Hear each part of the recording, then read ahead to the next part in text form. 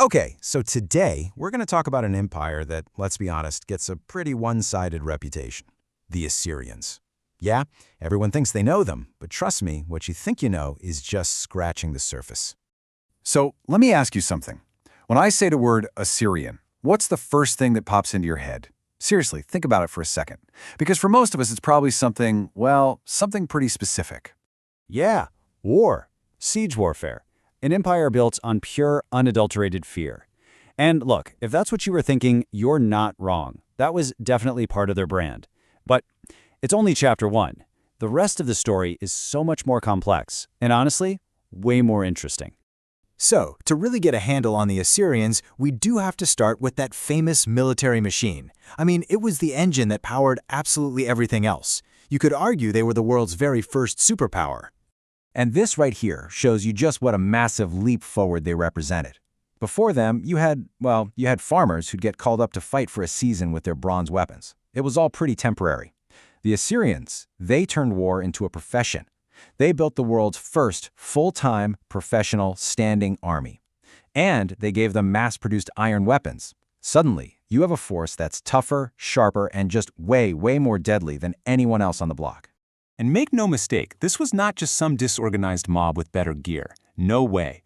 This was a scientifically organized fighting force. We're talking integrated units, elite archers working with heavy cavalry and specialized infantry.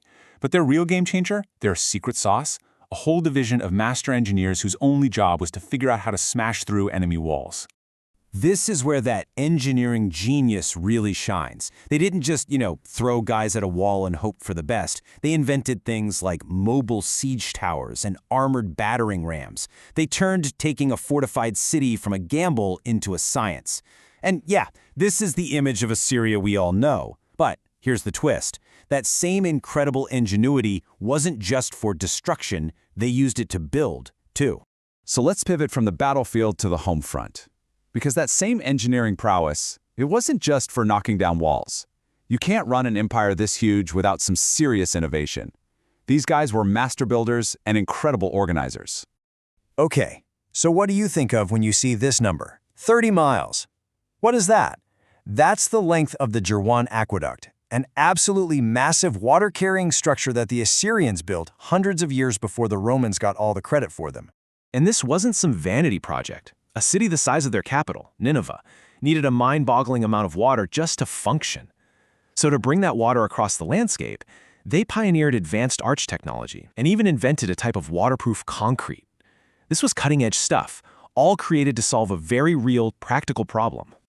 So you've got this massive empire. How do you keep it from falling apart? Well, you need fast, reliable information.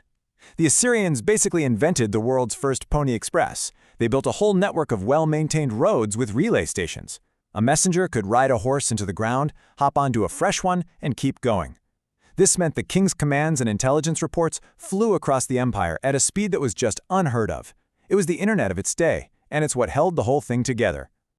Okay, but an empire is more than just infrastructure and military might, right? It's got to have a soul, a culture. And the Assyrian soul, well, it was every bit as strong and complex as the iron in their swords. Just look at their art. We're used to ancient art being kind of stiff and formal, right? Not this. The reliefs carved on their palace walls were basically the world's first action movies. They are alive with movement and tension. I mean, you can literally see the muscles rippling on a lion as it lunges. You can feel the strain in a hunter's arm. It was pure storytelling, captured in stone with the kind of gritty realism that nobody would match for another 1,000 years. And then you have the guardians of their palaces, these absolute behemoths, the Lamassu. We're talking 20-ton statues with the body of a winged bull and the head of a king. But here's the brilliant part, the little bit of artistic genius. They have 5 legs. Why? Well, when you look at them from the front, you see 2 legs, and they look completely solid, standing guard, unmovable. But as you walk alongside one, you see 4 legs in a walking posture, as if it's striding forward with you. How cool is that? It's a symbol of both unshakable strength and constant forward momentum. Okay, next number for you, 30,000. What's that? That's the number of cuneiform tablets, that's clay books basically, found in the library of just one Assyrian king, Ashurbanipal. This was the world's first truly great library, way before the famous one in Alexandria. And you got to ask yourself, Why would this supposedly brutal warrior king invest so much in a library? It wasn't just for a love of reading. It was an act of power. It was an attempt to collect and control all of the world's knowledge, from epic poems to medical manuals. To rule the world, you first have to understand it. And this all ties into their unique worldview.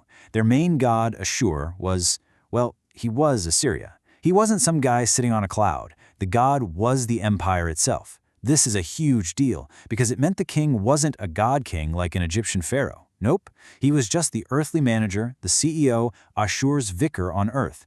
And this made every war a holy war, a divine mission to expand the borders of order into a world of chaos. Which leads us to one of the most surprising stories in the entire Bible, honestly. The prophet Jonah shows up in Nineveh, the heart of this terrifying empire, and tells them they're doomed. And what do you think happens? They don't execute him. The king himself and the entire city, from the most powerful noble to the lowliest servant, they listen, they fast, they put on sackcloth, they repent, and the city is spared. I mean, think about that. This shows a capacity for humility, for spiritual awareness that just completely blows that one-dimensional warrior stereotype out of the water.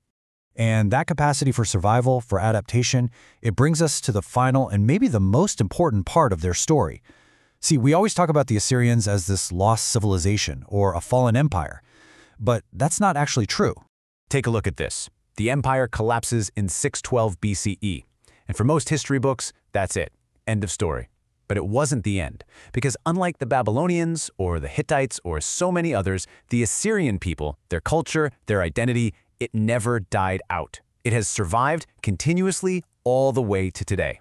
So how on earth did they pull that off? For starters, they kept their language, Aramaic, alive, which was the common language of the whole region back then. Then, they were some of the very first people to adopt Christianity, and that gave them a powerful new identity to rally around after their empire was gone. And through thousands of years, they've passed down their unique culture from generation to generation. Today, there's a vibrant Assyrian diaspora all over the world, a living, breathing continuation of that ancient people, often fighting incredibly hard just to preserve who they are.